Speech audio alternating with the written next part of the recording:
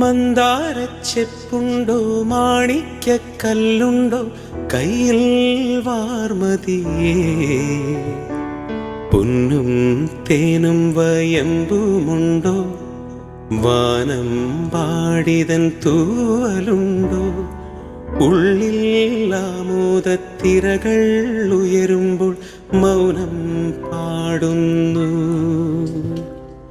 ഉള്ളിൽ ആമോദത്തിരകൾ ഉയരുമ്പോൾ മൗനം പാടുന്നു. പെട്ടെന്ന് ആ ഡയലോഗും കൂടി മനസ്സിൽ വരണം. അപ്പൊ ശിവചേട്ടനൊരു പ്രത്യേക ഐഡിയ. നേരെ ജോയിലേക്ക് വരട്ടെ. ഒരുപാട് ആക്ടേഴ്സ് ഉണ്ട്. അതിൽ പെട്ടെന്ന് ഇപ്പൊ എന്റെ മനസ്സിലേക്ക് പെട്ടെന്ന് ചോദിക്കുമ്പോ എന്റെ മനസ്സിൽ ഓടി വരുന്ന എനിക്ക് ഭയങ്കര ഇഷ്ടമുള്ള ഒരു ആർട്ടിസ്റ്റ് എന്ന് പറയുന്നത് രേവതി മാം.